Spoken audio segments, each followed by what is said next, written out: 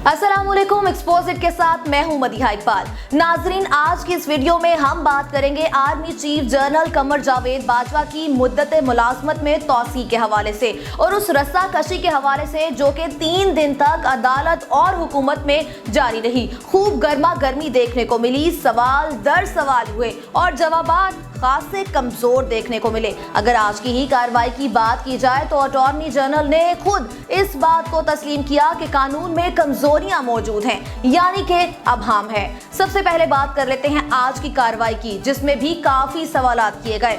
Chief justice Pakistan ने remarks दिए कि हमें बताया गया कि जनरल कभी रिटायर्ड नहीं होते, अगर जनरल रिटायर्ड नहीं होते तो पेंशन भी नहीं होती। चीफ जस्टिस ने कहा कि आज होने वाली तैनाती पहले से कैसे मुख्तलिफ है। अटॉर्नी जनरल ने जवाब दिया कि नई तैनाती 243(1)B के तहत की गई। इस पर जस्टिस आसिफ सईद खोसा ने रिमार्क्स दिए कि आपको हमें मुतमईन करना होगा, अब होने वाली तैनाती दुरुस्त कैसे है। समरी में तो अदालती कार्रवाई का भी जिक्र कर दिया। आप बोझ खुद उठाएं, हमारे कंधे क्यों इस्तेमाल करते हैं, अपना काम खुद करें, हमें दरमियान में क्यों लाते हैं। अदालत का नाम इस्तेमाल किया गया ताकि हम गलत भी ना कह सकें। चीफ जस्टिस पाकिस्तान ने हदायत की कि समरी में से अदालत का नाम निकालें। जस्टिस आसिफ सईद खोसा ने कहा कि तैनाती कानूनी है या नहीं वो जायजा लेंगे। आज से तैनाती 28 नवंबर से कर दी गई है। तैनाती और तौसी से मुतालिक आर्मी रेगुलेशन की किताब को छुपाकर क्यों रखा गया? इस किताब पर लिखा है कोई गैर मुतल्लिका शख्स पढ़ नहीं सकता। क्यों आपने इस किताब को सीने से लगाकर रखा हुआ था? दौरान समाज जस्टिस मंसूर अली शाह ने कहा कि आर्मी चीफ की तैनाती कानून के मुताबिक होनी चाहिए। कानून में तैनाती की मुद्दत कहीं नहीं लिखी हुई। अटॉर्नी जनरल ने मौकिफ अपनाया कि अगर मुद्दत मुकर्रर ना करे तो ताहुक्म सानी आर्मी चीफ तैनात होगा। मुद्दत मुकम्मल हो जाने के बाद जनरल रिटायर हो जाता है। इस मौके पर बेंच के रुकन जस्टिस मजहर मियां ख्याल ने रिमार्क्स दिए कि यह भी तय कर लिया जाए आइंदा तौसी होगी या फिर नई तैनाती होगी। चीफ जस्टिस और पाकिस्तान ने रिमार्क्स दिए कि हमने आइन और कानून को क्या देखा, हमारे खिलाफ प्रोपेगेंडा शुरू हो गया। कह दिया गया कि ये तीनों जज CIA के एजेंट हैं। इल्जाम लगाया गया कि हम भारत की इमा पर काम कर रहे हैं।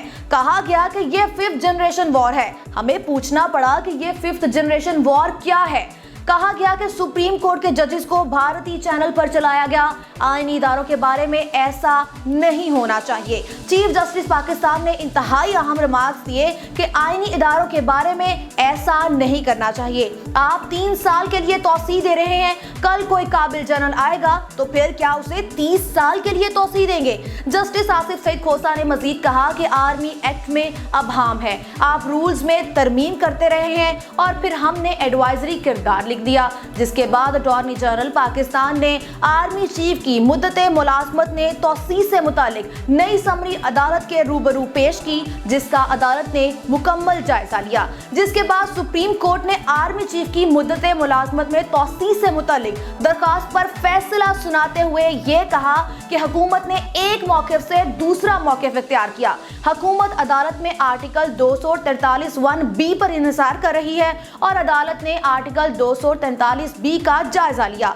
हुकूमत आर्मी चीफ को 28 नवंबर से तौसी दे रही है। अदालत ने अपने फैसले में मजीद कहा कि तहम्मुल का मुजाहिरा करते हुए ये मामला पार्लियामेंट पर छोड़ते हैं। पार्लियामेंट आइन के आर्टिकल 243 के तहत आर्मी चीफ की तकर्री से मुतालिक कानून साजी करे। आर्मी चीफ की मौजूदा तकर्री 6 माह के लिए होगी। वफाकी हुकूमत ने यकीन दिलाया कि 6 माह में कानून साजी की जाए, जबकि आर्मी चीफ की मुद्दत और मराद से मुतालिक 6 माह में कानून साजी की जाए। Army chief general Qamar Javed Bajwa नई कानून साजी तक अपने ओहदे पर फराइज सर अंजाम देंगे, यानी कि आसान अल्फाज में आर्मी चीफ की मुद्दत मुलाजमत में तौसी को अदालत के हुक्म की नसीहत से मशरूत कर दिया गया है। अगर आपको वीडियो पसंद आई है तो लाइक करें, कमेंट करें और शेयर भी करें। खबरों की तेज तर अपडेट के लिए एक्सपोजिट को सब्सक्राइब करें।